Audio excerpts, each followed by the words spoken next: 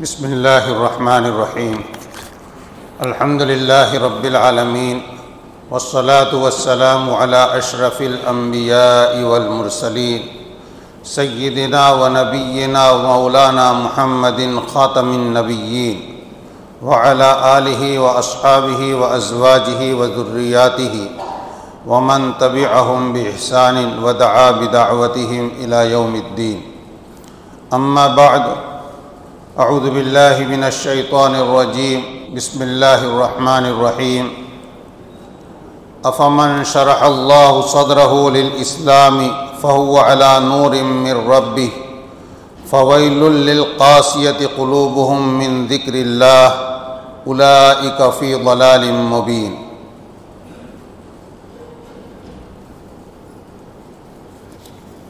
قابل احترام بزرگوں، دوستوں، گزشتہ کل آپ کے سامنے شرح صدر یعنی سینے کے کھلنے، جس کو دوسرے لفظوں میں دل کے اندر انشراح کے متعلق کچھ تفصیل ذکر کی تھی کہ اگر انسان کا قلب، انسان کا دل اگر کھلا ہوا ہوتا ہے، دوسرے لفظوں میں کہیے کہ دل کے دروازے کھلے ہوتے ہیں، تو اس میں ہر خیر، ہر بھلی بات، ہر حق کی بات اس کے اندر اترتی ہے اور اثر کرتی ہے۔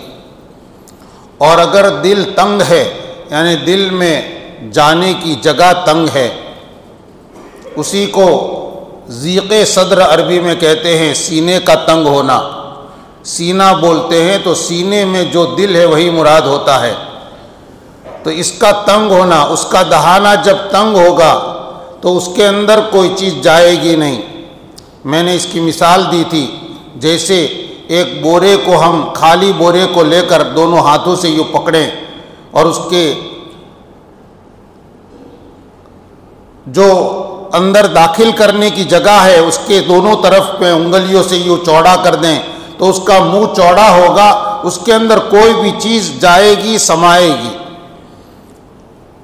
لیکن اگر اس کو دونوں ہاتھوں سے پکڑ کر ہم یوں سمیٹ لیں تو اس کے دہانے کو ہم تنگ کر دیں گے تو اندر چاہے جگہ خالی ہوگی لیکن اندر کوئی چیز جانی مشکل ہو جائے گی۔ حتیٰ کہ اگر اناج بھی بھرنا چاہیں گے تو ہم نے چونکہ اس کے دہانے کو تنگ کر دیا ہے تو اناج کچھ تو اندر جائے گا، باقی باہر جائے گا۔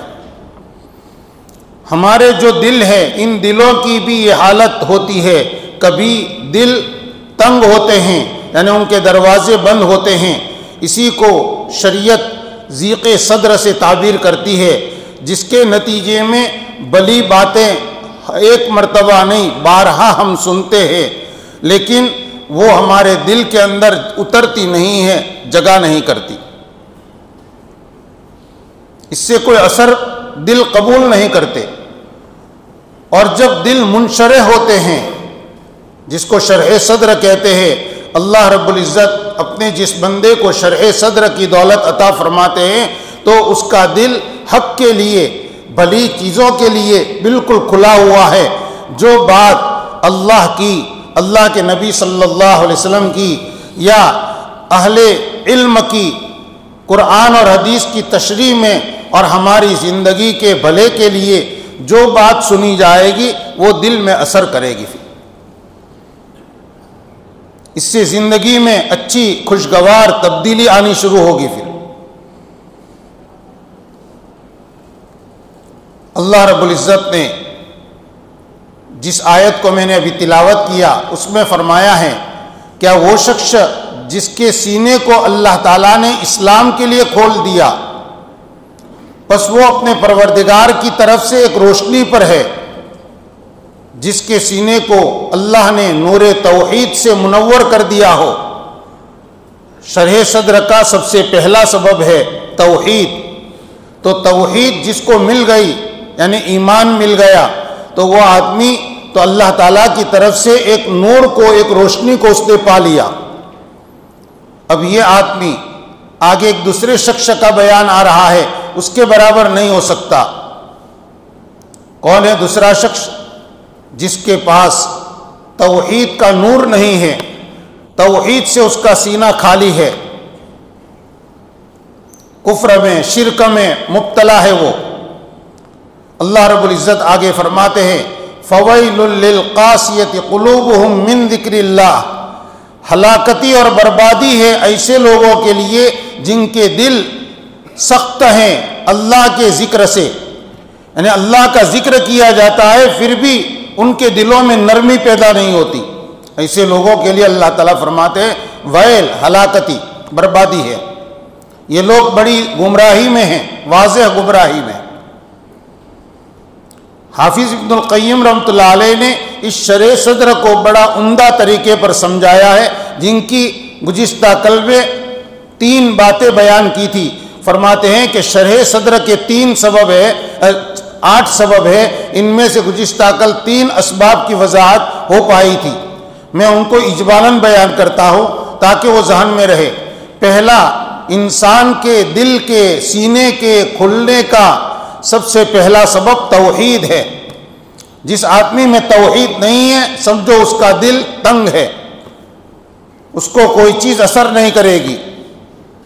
انبیاء جیسے سب سے بڑے داعی اعظم ان کے گھروں پر جاتے ہیں اور ان کو ایک بار نہیں بار بار سمجھاتے ہیں، ان کی باتوں کا جواب دیتے ہیں، ان کے شبہات کو دور کرتے ہیں، بلکہ انبیاء کرام اللہ تعالیٰ کی طرف سے ان کے سامنے معجزہ پیش کرتے ہیں، دلائل کے ساتھ اپنی بات رکھتے ہیں، لیکن ان کے دل اس سے اثر نہیں لیتے۔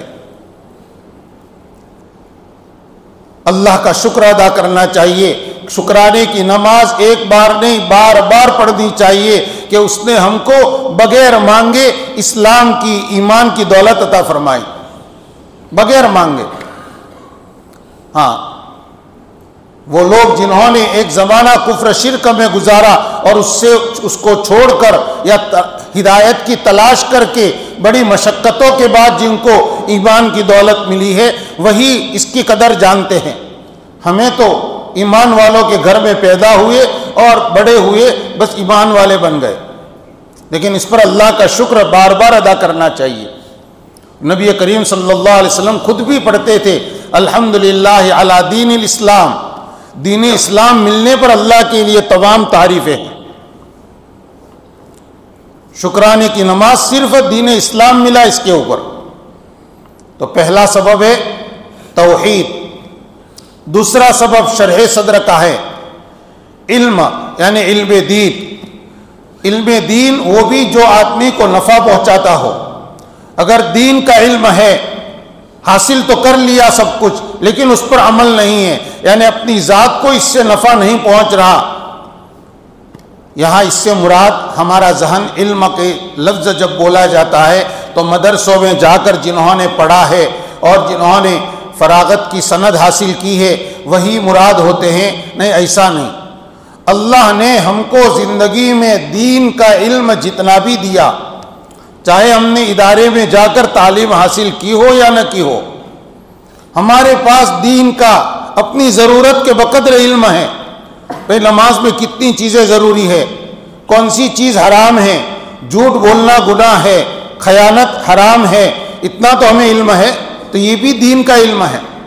آدمی اپنے علم پر عمل نہ کرے تو اس کو شرح صدر نہیں، اس کو جہالت کی بنیاد پر اس کے دل کے اندر ایک تنگی پیدا ہوگی۔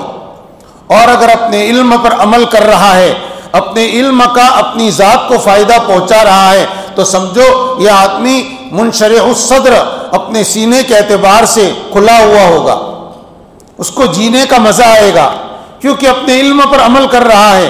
اور دین کا علم تو سیدھا راستہ دکھاتا ہے، دین کا علم نجات کا راستہ دکھاتا ہے، دین کا علم وہ طریقہ سکھاتا ہے جس سے دنیا کے اندر جینے میں مزہ آتا ہے۔ دین کا علم ہم کو کوئی نقصان والا راستہ نہیں دکھاتا، اس سے تو صراط مستقیم معلوم ہوتا ہے، سیدھا راستہ کون سا، یہ کرنا چاہیے، یہ نہیں کرنا چاہیے۔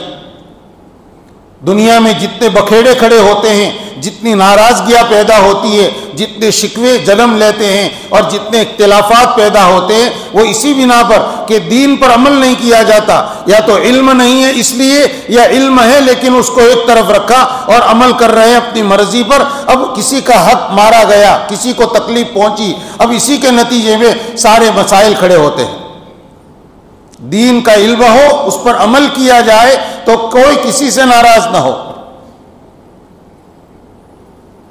شرح صدر کا دوسرا سبب ہے علم، دین کا علم۔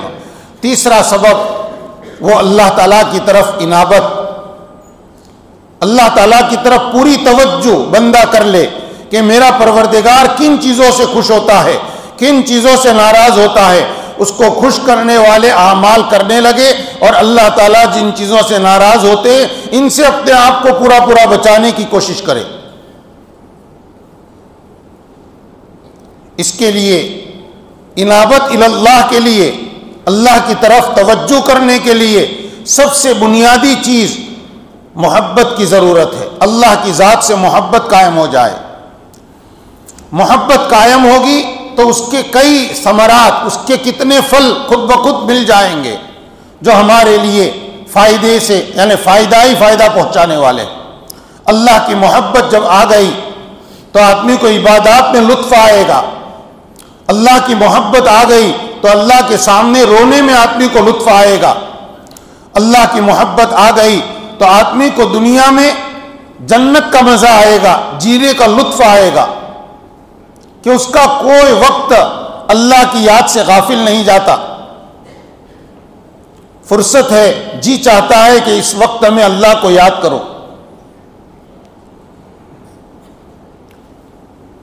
اور حافظ ابن القیم رحمۃ اللہ علیہ نے ساتھ میں لکھا ہے، جن لوگوں کے دل اللہ کی محبت سے خالی ہو، ان کی صحبت پانے سے آدمی کی روح کو بخار لگ جاتا ہے۔ خالی پاس میں بیٹھنے سے اس کی روح میں، بیٹھنے والے کی روح میں بخار کی بیماری آ جاتی ہے، یعنی اس پر بھی اس کا اثر، غفلت طاری ہو جاتی ہے۔ وہ آدمی کسی گناہ کا داعی ہے، وہ خود کسی گناہ میں مبتلا ہے، تو یہ آدمی، اس کی طبیعت بھی اس سے اثر لے گی۔ محبت سے خالی لوگوں کی صحبت، ان کے پاس بیٹھنا، ان کے ساتھ میل جول، ان کی دوستی نقصان کے سوا کچھ نہیں ہے۔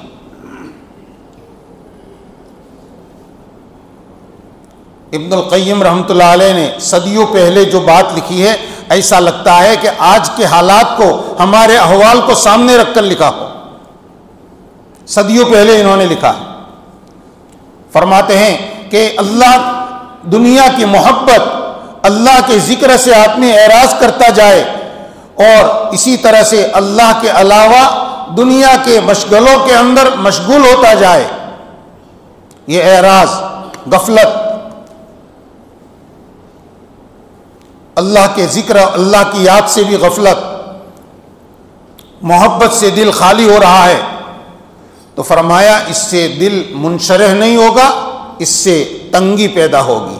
یہ ضیق صدر کے اسباب ہے، حب دنیا، اعراض عن اللہ، اللہ کی ذات سے اعراض کرنا، اللہ کے ذکر سے دوری اختیار کرنا، اسی طرح سے اللہ کے علاوہ کے اندر مشغول ہونا، یہ سب چیزیں دل کے اندر تنگی پیدا کرتی ہے۔ اور دل میں جس کے تنگی آ گئی، اب وہ آدمی چاہے گا بھی کہ میں یہ عمل کروں، اس کے پاس وقت ہے، استعداد ہے، لیکن نہیں کر پائے گا۔ بلکہ ابن القیم رحمۃ اللہ علیہ کی بات کل ذکر کی تھی، میں مختصر سا اعادہ اس لیے کر رہا ہوں تاکہ جو ساتھی گزشتہ کل حاضر نہیں تھے ان کے سامنے بھی بات پوری آ جائے۔ انہوں نے تو قرآن پاک کی آیت سے استدلال کر کے فرمایا ہے، آدمی اللہ کے علاوہ جن چیزوں سے محبت کرتا ہے، بعض مرتبہ اللہ تعالیٰ انہی چیزوں کو اس کے لیے عذاب کا ذریعہ بنا دیتے ہیں۔ اموال سے محبت، اولاد سے محبت، تو اللہ تعالیٰ انہی اموال اور اولاد کو اس کے لیے عذاب کا ذریعہ بنا دیتے ہیں۔ اس کے لیے بجائے یہ دنیا میں راحت اور عیش آرام پہنچانے کے، اس کے لیے دنیا کے سکون کو ختم کرنے کا سبب بن جاتے ہیں، اولاد بھی اور مال بھی، دنیا کے اسباب بھی۔ آگے کی بات سمجھے، شرح صدر کا، سینے کے کھلنے کا، دل کے دروازے کھلنے کا چوتھا سبب حضرت نے بیان فرمایا ہے اللہ کی یاد، ذکر اللہ۔ اور ذکر اللہ بھی کیسا؟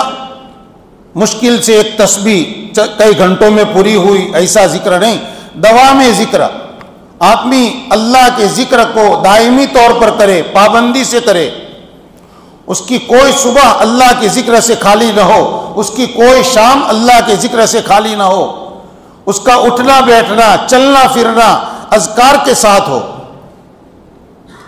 جس چیز کا زبان پر بار بار ذکر آتا ہے وہ چیز دل میں گھر کر جاتی ہے، جس چیز کا زبان پر بار بار ذکر آتا ہے اس چیز سے آدمی کو دلچسپی محبت پیدا ہوتی ہے۔ اللہ کے نام میں تو یہ تاثیر ہے کہ جب بندہ اللہ کا نام لیتا ہے تو وہاں آسمانوں کے اوپر، عرش الہی کے اوپر بندے کا ذکر، اس مشت خاک کا ذکر وہاں ہوتا ہے۔ اللہ کے ہاں اس کی محبوبیت شروع ہو گئی۔ اللہ تعالیٰ ہم نے اللہ کو یاد کیا تو اللہ تعالیٰ ہم کو یاد کرتے ہیں، محبت کا رشتہ قائم ہو گیا۔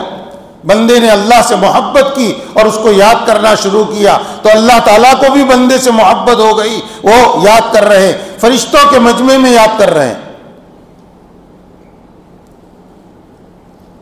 دوا میں ذکر، اللہ تعالیٰ فرماتے الا بذکر اللہ تطمئن القلوب، سنو اللہ کی یاد سے، اللہ کی یاد ہی سے دل مطمئن ہوتے ہیں، دلوں میں اطمینان کی دولت اللہ کی یاد سے۔ آج بے چینی، ٹینشن، رنج و غم میں زندگیاں ہماری گزر رہی ہے، ہر آدمی بے چینی، اسباب موجود ہے، پہلے سے زیادہ اسباب ہیں، لیکن دل میں جو چین اور سکون چاہیے وہ نہیں۔ اس کی وجہ یہی کہ ہمارے دل اللہ کی یاد سے اور اللہ کے ذکر میں بھی دوام سے خالی ہے۔ ہم ذرا سوچیں 24 گھنٹے میں ہم سے کتنی تسبیحات پوری ہوتی ہے، اللہ کی تکبیر کی، اللہ کی بڑائی کی، اس کی حمد کی، اس کی جو ہے پاکی بیان کرنے کی، استغفار کی۔ ہم کیا پڑھتے ہیں، کتنا پڑھتے ہیں؟ اللہ تعالیٰ تو حکم دیتے ہیں یا ایھا الذین آمنوا اذکروا اللہ ذکرا کثیرا، او ایمان والو اللہ کو بہت یاد کرو۔ یہ بہت یاد کرنے کی لمٹ کیا؟ خود آدمی کی عقل فیصلہ کرے گی کہ ہاں اتنا پڑھنا بہت پڑھنا ہوا، ہر دم اللہ کا نام زبان پر ہو۔ اور یہ اس طرح ہوتا ہے، اس کی دو قسمیں ہیں، ذکر کی دو قسمیں ہیں۔ ذکر بعض وہ ہیں کہ جو موقت ہے، کسی خاص وقت پر اس کو پڑھنا ہے۔ کھانا کھا لیا تو کھانے کے بعد کی جو دعا ہے یہ بھی ذکر ہے، اس میں اللہ کی تعریف، اس کا شکر ادا کر رہے ہیں۔ الحمدللہ الذی اطعمنا وسقانا، کھلایا پلایا، اس پر اللہ کا شکر ادا کر رہے ہیں۔ یہ موقع کھانے کے بعد ہی ہے، کھانا کھا لیا 2 گھنٹے گزر گئے تو اب یہ موقع تو گزر گیا۔ بعض اذکار ہیں جن کو صبح پڑھنے کی فضیلت ہے، تو صبح کا وقت جب تک ہے تب تک آپ پڑھیں گے تو وہ فضیلت حاصل ہوگی۔ سونے سے پہلے کی دعا، نیند سے اٹھنے کے بعد کی دعا، تو یہ اس کا ایک خاص وقت ہے، اس وقت یہ بھی اذکار ہے۔ استنجے میں جانے سے پہلے، استنجے سے نکلنے کے بعد جو جتنی دعائیں ہیں یہ ساری دعائیں اللہ کی یاد دلاتی ہیں، اس کو ذکر موقت کہتے ہیں۔ آدمی اس کا پابند ہو، گھر میں بچوں کو اس کی عادت دلائے، یاد کرائے اور عمل کروائے، تو ایک تو ذکر یہ شروع ہوا۔ ظاہر بات ہے مختلف احوال کی دعائیں ہمارے پیارے نبی صلی اللہ علیہ وسلم نے ہم کو بتائی ہے، تو بہت سے احوال تو ہمارے ذکر سے معمور ہو گئے۔ اس کے علاوہ ذکر کی دوسری قسم ہے ذکر غیر موقت، ایسے ذکر جو کسی وقت کے ساتھ مقید نہیں ہے، آپ جب چاہیں کریں، صبح کریں، شام کریں، دن میں کریں، رات میں کریں، اس کے لیے کوئی قید نہیں ہے۔ اس کی بھی پابندی ہونی چاہیے، اس کے لیے بھی آدمی اپنے ٹائم ٹیبل کے اندر اس کے لیے وقت نکالے اور اس کو طے کر لے، نہیں مجھے اس وقت یہی کرنا ہے۔ علامہ ابن تیمیہ جن کو شیخ الاسلام کہا جاتا ہے، اتنا بڑا جس کے پاس علم کا سمندر تھا، وہ فجر کے بعد سے اشراق تک بیٹھتے تھے مسجد میں اور اللہ کو یاد کرتے تھے۔ فرماتے تھے یہ میرا ناشتہ ہے، یہ میرا ناشتہ ہے۔ فجر کے بعد قیمتی وقت ہے اللہ کی یاد کا، اس لیے کہ آدمی جب نیند سے بیدار ہوتا ہے تو اس کے دل و دماغ بہت تازہ اور بہت نشاط میں ہوتے ہیں۔ اس وقت تھوڑی دیر کی کوشش بھی ہمارے دل و دماغ کو بہت کچھ طاقت دیتی ہے۔ بہت سی دوائیاں ہوتی ہے، حکیم حضرات کہتے ہیں اس کو نہار منہ کھانا ہے۔ کیوں؟ ان کے یہاں بھی اس کی اہمیت ہے، کیونکہ معدہ بالکل خالی ہے، دوا کو قبول کرنے کے لیے بالکل تیار بیٹھا ہے۔ بس اسی طرح سے ذکر کا حال ہے۔ فجر کے بعد ہم مسجد میں تھوڑی دیر بیٹھنے کو اپنا معمول بنائیں اللہ کی یاد کے لیے۔ بس ہم ہیں، ہمارا خدا ہے اور اللہ کو یاد کر رہے ہیں۔ تیسرا کلمہ، استغفار، درود پاک، اس کو پورا کرنے میں 100 مرتبہ پڑھنے میں میرے بھائیوں کتنے گھنٹے جاتے ہیں؟ چند منٹ ہوتے ہیں۔ نہیں، ہماری یہ تسبیحات بھی اگر پوری ہوتی ہے تو باتوں کے بیچ میں پوری ہوتی ہے، اور ہم اس پر مطمئن ہوتے ہیں کہ میں تسبیحات پوری کرتا ہوں۔ عصر کے بعد ان تسبیحات کی فضیلت ہے۔ یہ حدیث شریف تو ہم نے زندگی پر فضائل ذکر کے اندر سنتے رہے کہ ذکر کرنے والے کی مثال زندے کسی ہے اور ذکر نہ کرنے والے کی مثال مردے کسی ہے۔ کتنا بڑا فرق بتایا گیا ہے، اور کون بتا رہا ہے؟ نبی کریم صلی اللہ علیہ وسلم بتلا رہے ہیں۔ بخاری شریف کے شارح علامہ قسطلانی رحمۃ اللہ علیہ اس کی وضاحت کرتے ہوئے لکھتے ہیں کہ جیسے زندہ آدمی اس کے اندر حیات ہوتی ہے تو وہ ظاہری طور پر بھی ایسے کام کرتا ہے کہ اس سے ہی پتہ چلتا ہے کہ یہ زندہ ہے۔ وہ خود تصرف کرتا ہے، کوئی چیز لینی ہے، کوئی چیز رکھنی ہے، کوئی چیز اٹھانی ہے، کسی سے بات کرنی ہے، چہرہ موڑنا ہے یا آنکھیں پھیرنی ہے، چلنا ہے، سب کچھ اس کی حرکات سے پتہ چلتا ہے یہ شخص زندہ ہے۔ اس کے اوپر مکھی بھی بیٹھتی ہے تو آدمی اس کو برداشت نہیں کرتا، زندہ ہے۔ زندہ آدمی کی دوسری علامت یہ ہے کہ وہ اندرونی طور پر، یعنی اس کے دل و دماغ سوچنے کا کام کرتے ہیں، کون سی چیز میرے لیے مفید ہے، کون سی چیز میرے لیے نقصان دہ ہے۔ دل و دماغ کا کام زندگی کی بنیاد پر جاری ہوتا ہے۔ گویا زندہ آدمی کا ظاہر بھی اور زندہ آدمی کا باطن، یعنی دل و دماغ دونوں اپنا اپنا کام کر رہے ہیں۔ اگر آدمی کی روح نکل جائے تو اس کے بدن پر مکھی، ایک نہیں کئی مکھیاں آ کر بیٹھے گی، دوسرا آدمی اس کو ہٹائے گا تو ہٹے گی، باقی وہ مردہ تو ذرا بھی ہاتھ ہلا نہیں سکتا مکھی کو ہٹانے کے لیے، وہ مردہ ہو گیا۔ اس کا بولنا بند، اس کا دیکھنا بند، اس کے ہاتھ پاؤں کی حرکت بند، نبض کی حرکت بھی بند، اس کے ظاہر نے اپنا کام کرنا بند کر دیا۔ اسی طرح اس کے دل و دماغ نے بھی اپنا کام بند کر دیا، دل و دماغ کا کام بند، سوچنا بند۔ علامہ قسطلانی فرماتے ہیں اسی طرح سے جو بندہ اللہ کا ذکر کرتا ہے تو اس کو ظاہری زندگی بھی، یعنی اس کے اندر اس کے ذکر کی وجہ سے اس کے اوپر حیات کے انوارات اور ایسے مسلط ہوتے ہیں کہ اس کے اعضائے بدن اللہ کی اطاعت میں لگ جاتے ہیں۔ اس کے اعضائے بدن، ہاتھ پاؤں، اس کی آنکھیں، اس کی زبان اللہ کی اطاعت میں، بندگی میں تھک رہے ہیں۔ ذکر کا اثر طاعات کی کثرت، عبادات کی کثرت ہوگی، اور اسی طرح سے اس کے ساتھ ساتھ اس بندے کے دل و دماغ سوچ کر اپنے پروردگار کا قرب حاصل کرنے کے لیے باغ قدس کی سیر کریں گے۔ دل و دماغ کے اندر وہ خیالات آئیں گے، وہ اچھے خیالات کہ جس کی وجہ سے بندہ اللہ سے قریب ہوتا جائے، تو باطینی طور پر بھی اس کا دل کام کرے گا اور ظاہری طور پر اس کے اعضاء اللہ کی اطاعت میں کام کرنا شروع کریں گے، ہلنا شروع ہو جائیں گے۔ یہ ہے ذکر کرنے والے کی مثال زندہ کی، اس لیے بیان کی گئی ہے۔ میرے بھائیوں، ہمیں اپنے بارے میں غفلت کا ہر ایک کو احساس ہوتا ہے جب ہم دینی مجلسوں میں بیٹھتے ہیں، دینی بات سنتے ہیں کہ واقعی میرے اندر کچھ غفلت ہے، میری زندگی میں کچھ کمی ہے، لیکن اس کا علاج جو بہت آسان ہے اس علاج کی طرف ہم کوئی توجہ نہیں کرتے۔ اس کا علاج بس یہی ہے، اللہ کی یاد شروع کر دو، زبان کو ہلانا ہے۔ اللہ کا ذکر اتنا آسان عبادت ہے، اس کے لیے نہ وضو کرنا ضروری، نہ مسجد میں بیٹھنا ضروری، اس کے لیے نہ ایک جگہ بیٹھنا ضروری۔ اگر آدمی کو کوئی مجبوری ہے چلتے پھرتے بھی وہ ذکر کر سکتا ہے، اس کے لیے قبلے کی طرف چہرہ کرنا ضروری نہیں۔ ہاں بہتر ہے باوضو ذکر کرے، بہتر ہے قبلہ رو بیٹھ کر ذکر کرے، بہتر ہے یکسوئی کے ساتھ ذکر کرے، لیکن یہ سب چیزیں ضروری نہیں ہیں۔ اتنی آسان عبادت بنائی گئی، اور اس میں ہمارے دلوں کی صفائی ہوتی ہے، دلوں کی بیماریوں کا علاج ہی اللہ کی یاد ہے۔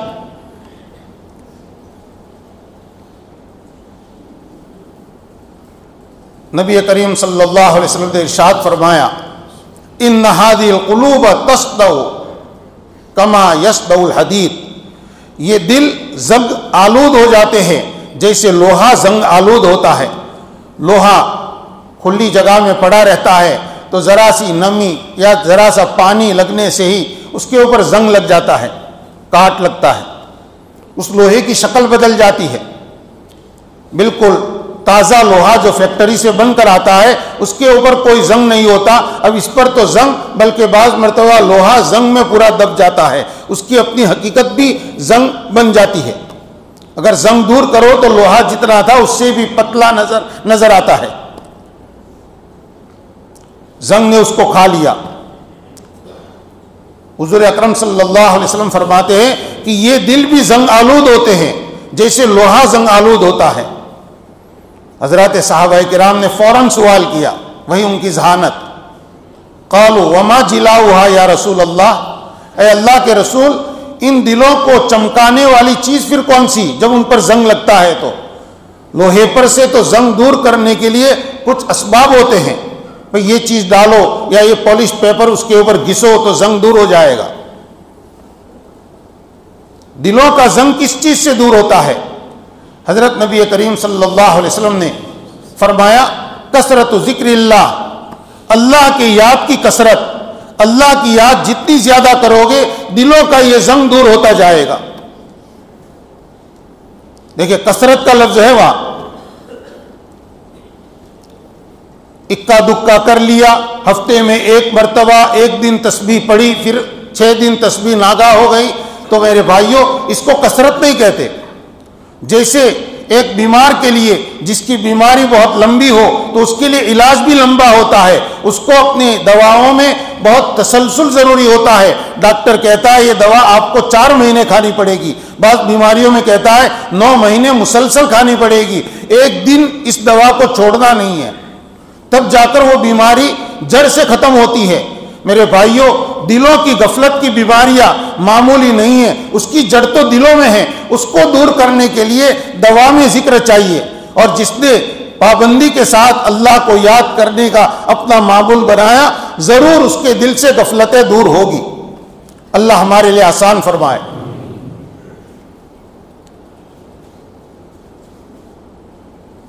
اگر دل ذکر سے خالی ہے، اللہ کی یاد سے خالی ہے، تو پھر اللہ تعالی اس کی وجہ سے آدمی کو دنیا میں جینے کا جو لطف ہوتا ہے اس سے محروم کر دیتے ہیں، وہی دلوں کا جو حقیقی چین اور سکون ہوتا ہے۔ جب ایک چیز کو کسی آدمی کو اس کی غذا نہ دی جائے، اس کی غذا سے روک دیا جائے تو وہ کتنا بے چین ہوگا۔ اس کو کہا جائے پانی پیتے رہو اور اپنا دن رات بسر کرتے رہو، وہ آدمی پریشان ہوگا کہ مجھے غذا سے روک دیا گیا ہے۔ ہمارے دلوں کے لیے بعض اذکار غذا کا درجہ رکھتے ہیں اور بعض اذکار ہمارے دلوں کے لیے وہ دوا کا درجہ رکھتے ہیں، اور بیمار آدمی کو غذا کی بھی ضرورت ہے اور بیمار آدمی کو دوا کی بھی ضرورت ہے۔ حضرت مولانا محمد سلیم صاحب دورات دامت برکاتہم لندن میں ہیں، انہوں نے بڑی عجیب وضاحت اس کی فرمائی ہے کہ جو سنت مسنون اذکار ہیں جتنے، یہ مسنون اذکار تو جیسے صبح شام جن تسبیحات کی فضیلت ہے، نمازوں کے بعد کی تسبیحات کی فضیلت ہے، اسی طرح سے سونے سے پہلے کی دعائیں ہیں، اور جو سونے کے نیند سے اٹھ کر جو دعائیں پڑھنے کی ہے، تو یہ سب یہ ہماری روح کے لیے غذا کا درجہ رکھتی ہے۔ اسی طرح جتنے فرض اعمال ہیں، نماز ہے، اس سے آگے پیچھے کی سنت ہے، یہ ہماری روح کے لیے غذا یعنی خوراک کا درجہ رکھتی ہے۔ اور وہ اذکار جو مشائخ بتاتے ہیں کہ بھئی آپ کو یہ ذکر اتنی دیر کرنا ہے اور اس طریقے پر کرنا ہے، آدمی کے دل کے امراض کو سامنے رکھ کر اس کو خاص ذکر بتایا جاتا ہے، اس کو آپ کو اس دھیان سے پڑھنا ہے۔ فرمایا یہ تمام کے تمام اذکار جو مشائخ بیان کرتے ہیں اور تجویز کرتے ہیں، ہر آدمی کی نوعیت کو سامنے رکھ کر، یہ سب دوائیں ہیں۔ بیمار آدمی کو آپ صرف غذا دیتے رہیں اور دوا نہ دیں تو اس کی بیماری کا کوئی ٹھکانہ نہیں رہے گا، اس کی بیماری روز بروز بڑھتی جائے گی۔ یہ نہیں کہ اس کو غذا تو ہم اچھی کھلا رہے ہیں اس لیے اس کی بیماری دور ہو کر رہے گی، نہیں، بلکہ بعض بیماروں کو تو ڈاکٹر خوراک سے بھی روکتا ہے، خوراک کی مقدار طے کر دیتا ہے، بس اتنا ہی ان کو دیا جائے۔ ابھی روٹی نہیں کھانی صرف چاول پر، ابھی چاول نہیں، ابھی صرف لکویڈ کے اوپر آپ کو گزر کرنا ہے۔ خوراک میں بھی تحدید کر دی، کیوں؟ اس بیمار کی حالت خوراک کی متحمل نہیں ہے، برداشت کر نہیں سکتی ہے۔ اس لیے اگر ایسے بیمار کو بہترین مقوی اور بہت طاقت بڑھانے والی غذائیں کھلائی جائے گی تو اس کی بیماری دن بدن بڑھتی جائے گی۔ بدن میں کمزوری ہے لیکن نہیں، ابھی طاقت بڑھانے والی غذا ڈاکٹر نے منع کی ہے، تو غذا میں بھی ڈاکٹر کے حکم کے تابع کرنا پڑا اس مریض کو۔ اور ایسے مریض کو دوا کی بھی ضرورت ہے، دوا بھی ڈاکٹر نے جتنی تجویز کی، جو تجویز کی، دوائی مہنگی ہوتی ہے، کڑوی ہوتی ہے، آدمی اس کو خریدتا ہے، اس کے پیچھے پیسہ خرچ کرتا ہے اور کڑواہٹ کو برداشت کرتا ہے، لیکن اس دوا کو استعمال کرتا ہے اپنی بیماری کی فکر کے اندر۔ میرے بھائیوں، ہم سوچیں ہمارے اندر کتنی بیماریوں نے جڑ پکڑی ہے۔ دل کی جتنی بیماریاں ہیں، کوئی قسم ایسی ہے جو ہمارے اندر نہ ہو۔ ہم اپنا جائزہ لیں۔ دل کی بیماریوں میں سے ایک نفاق ہے، دل کی بیماریوں میں سے تکبر ہے، دل کی بیماریوں میں سے عجب، اپنے آپ کو کچھ سمجھنا ہے، دل کی بیماریوں میں سے دنیا کی محبت ہے، دل کی بیماریوں میں سے مال کی محبت ہے، دل کی بیماریوں میں سے لمبی لمبی امیدیں ہیں، دل کی بیماریوں میں سے حرص اور لالچ ہے، دل کی بیماریوں میں سے بخل ہے۔ یہ قسمیں ہیں، سب نے ہمارے دل میں اپنا گھر بنا لیا ہے۔ اب یہاں ہم اپنی عبادتوں پر خوش ہو، نہیں، میری 5 وقت کی نمازیں جماعت سے ہوتی ہے، میری 5 وقت کی نمازیں صف اولیٰ میں ہوتی ہے، یہ تو خوراک ہوئی، اس خوراک کے اوپر ہم اطمینان کر لیں۔ لیکن یہ دل میں جن مہمانوں نے جگہ بنا لی ہے، ان کو نکالنے کے لیے، ان بیماریوں کو دور کرنے کے لیے ہم دوا کا ایک ذرہ استعمال نہ کریں تو وہ بیماریاں ہمارے دلوں سے نکلے گی کب؟ ہاں، امام نووی رحمۃ اللہ علیہ بہت بڑے فقیہ اور مسلم شریف کے شارح ہیں، وہ لکھتے ہیں کہ احکامات ظاہرہ پر عمل کرنے سے آدمی کو تقوی حاصل نہیں ہوتا۔ بعض بڑی عجیب بات لکھی ہے انہوں نے کہ آدمی نماز پابندی سے پڑھتا ہے، روزے رکھتا ہے، زکوٰۃ ادا کرتا ہے، حج بھی کر لیا، فرض بھی ادا کیا، اور اللہ نے حیثیت دی ہے تو نفل حج اور عمرے بھی کر لیے۔ فرمایا احکامات ظاہرہ کو ادا کرنے سے آدمی کو تقوی حاصل نہیں ہوتا۔ تقوی حاصل کرنے کے لیے اللہ کی عظمت دل میں چاہیے۔ تقوی حاصل ہوتا ہے جب اللہ کا خوف دل کے اندر آئے، اور تقوی حاصل ہوتا ہے جب اللہ کا دھیان دل میں آئے۔ عظمت، خشیت اور دھیان، اور یہ دھیان ذکر سے پیدا ہوتا ہے، اور ذکر جب کما حق کو کیا جاتا ہے تو اللہ تعالیٰ کی عظمت دل کے اندر آتی ہے، اور پھر یہ دوسری چیزیں سب نکلتی ہے۔ اور تقوی وہی حالت ہے جس کی بنا پر پھر دل کے اندر سے یہ بیماریاں رخصت ہونے لگتی ہیں۔ تو دلوں کا زنگ تو اللہ کے ذکر کی کثرت سے ہی دور ہوتا ہے، ورنہ آدمی ظاہر میں تو بہت اعمال کا پابند ہے، تلاوت کا پابند، تسبیحات کا پابند، لیکن دل میں سے یہ چیزیں نکل نہیں رہی ہیں۔ کبھی یہ ہوتا ہے کہ ایک آدمی 5 وقت کا نمازی ہے، اس کی کبھی تکبیر اولیٰ فوت نہیں ہوتی، لیکن معاملات کے اندر وہ آدمی حرام میں مبتلا ہے، اس کی یہ نمازیں اس کو حرام سے روک نہیں رہی ہے، اس لیے کہ اس حرام سے بچنے کے لیے، تجارت کے اندر حرام سے بچنے کے لیے، لین دین کے حرام سے بچنے کے لیے خدا کے خوف کی ضرورت تھی، اور خدا کا خوف ابھی اس کے دل میں پیدا نہیں ہوا، اس کی نمازوں نے اس کے دل میں خدا کا خوف پیدا نہیں کیا۔ سوال ہوگا ایسا کیوں؟ ایسا اس لیے کہ دنیا کی محبت اس کے دل میں گھر کر گئی ہے، اور دنیا کی محبت یہ دل کی بیماریوں میں سے ایک بیماری ہے۔ تہجد بھی اگر یہ آدمی پڑھتا ہوگا تو ضروری نہیں ہے کہ دنیا کی محبت اس کے دل سے ایسی نکلے کہ اپنا قدم حرام کی طرف نہ لے جائے۔ جب تک خدا کا خوف پیدا نہیں ہوگا تب تک وہ حرام سے رکے گا نہیں۔ وجہ اس کی یہ ہے، اسی لیے آج ہماری عبادتیں، ہمارے پاس عبادتوں کا دین تو کچھ موجود ہے ٹوٹا پھوٹا، لیکن یہ عبادتیں، ان عبادتوں کے باوجود ہمارے معاملات درست نہیں ہو رہے، ہماری معاشرت صحیح نہیں ہو رہی، گھروں کے اندر ہمارے ہاتھ سے، ہمارے بچوں پر ہمارے ہاتھ سے ہمارے ماں باپ کے حقوق ضائع ہو رہے ہیں، ہمارے ذریعے سے ہمارے اپنے بیوی بچوں کے حقوق ضائع ہو رہے ہیں۔ وجہ یہ ہے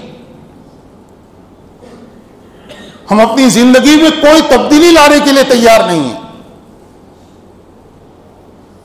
ہمارے اخلاق جیسے پہلے تھے ویسے ہی ویسے ہیں، تو ان عبادتوں سے کوئی تبدیلی نہیں آئی۔ اس کی وجہ یہ ہے کہ خدا کا خوف جو مقصود ہے عبادتوں کا بھی، وہ ابھی آیا نہیں، وہ تو آئے گا اللہ کے دھیان سے۔ امام نووی رحمۃ اللہ علیہ کے الفاظ ہیں، انما یحصل بما تقع فی القلب من عظمت اللہ و خشیتہ و مراقبتہ، اللہ کی عظمت، اس کی خشیت اور اس کا مراقبہ، یعنی ہر وقت اس کا دھیان رہے، اور ہر وقت دھیان خدا کا بار بار ذکر کیے بغیر نہیں رہ سکتا۔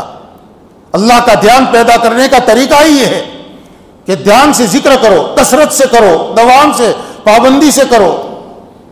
خدا کا دھیان پیدا ہوا، اب کام بن گیا، اب دل کے اندر ایک نور، وہی انشراح قلب کا نور پیدا ہوگا، جس سے آدمی کو نظر آئے گا کہ دل میں کہاں کہاں چور بیٹھے ہوئے، چھپے ہوئے ہیں۔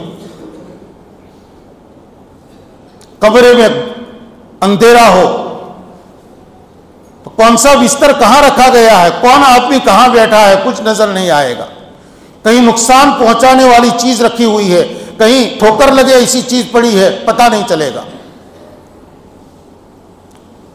آپ کتنی آواز لگائیں، آپ کتنا ہی ہاتھوں سے ٹٹولیں، کہیں نہ کہیں آپ ٹکرا جائیں گے، ٹھوکر کھائیں گے۔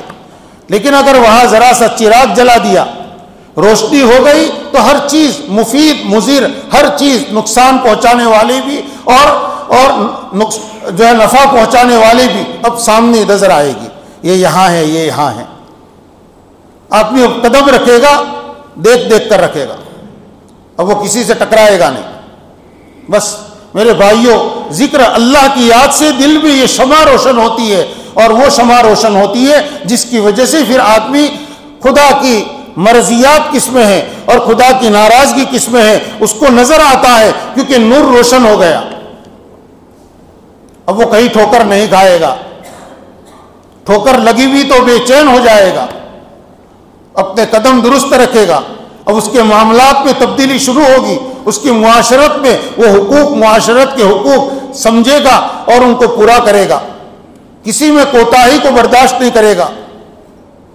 یہ ہے آج ہم نے اپنی ذات کو، اپنی روح کو صرف خوراک پہنچانے کے اوپر اکتفا کر لیا، اس پر ہم کو اطمینان ہو گیا کہ نہیں، ہم نمازیں پڑھتے ہیں، تلاوت کرتے ہیں، روزہ رکھتے ہیں، ہمارا رمضان کا کوئی روزہ گیا نہیں ہے، ہم یہ سمجھتے ہیں کہ اسی سے ہمارے دلوں کا تزکیہ پورا ہو جاتا ہے۔ نہیں، یہ تو ایک پہلو ہوا، ابھی آگے کا کام باقی ہے، اس کی فکر کرنا ضروری ہے، ورنہ میرے بھائیوں زندگی گزرتی جائے گی، ہر دن ہم کو موت سے قریب کر رہا ہے، ہر دن نہیں، ہر گھنٹہ، اور گھنٹے کا ہر منٹ ہماری زندگی کو گھٹا رہا ہے. عمر چاہے بڑھ رہی ہے لیکن دنیا میں رہنے کا وقت دن سیکنڈ سیکنڈ پر کم ہو رہا ہے. سمجھدار ہے وہ آدمی جو اپنی زندگی کے اندر سنتے ہی سمجھتے ہی اپنی فکر شروع کر دے. اس کی ضرورت ہر جوان کو بھی ہے, اس کی ضرورت بڑے بوڑھے کو بھی ہے, اس کی ضرورت ادھیڑ عمر کے لوگوں کو بھی ہے, مردوں کو بھی ہے اور ہماری ماں بہنوں کو بھی ہے. ورنہ میرے بھائیوں یہی ہوگا, زندگی میں جینے کا جو ذاتی طور پر جو لطف ہے وہ, اور اجتماعی طور پر جو خیر اور برکت ہونی چاہیے, ہر آدمی ایک دوسرے سے خوش ہو, ایک دوسرے کے حقوق ادا کیے جاتے ہو, یہ منظر ہمیں دیکھنے نہیں ملے گا. ہمیں ظاہری دینداری اللہ کا شکر ہے ہمارے پاس موجود ہے, ہم دینداروں کی وضاقتہ موجود ہے. ایک ماحول ہے جو دوسری جگہوں پر بہت کم ایک ساتھ نظر آتا ہے, لیکن اتنے کو سب کچھ سمجھ لینا یہ کافی نہیں ہے. اللہ تعالیٰ اس کی فکر ہمارے اندر پیدا فرمائے اور ہمیں اپنے دل کے احوال کے بارے میں کچھ متفکر بنائے.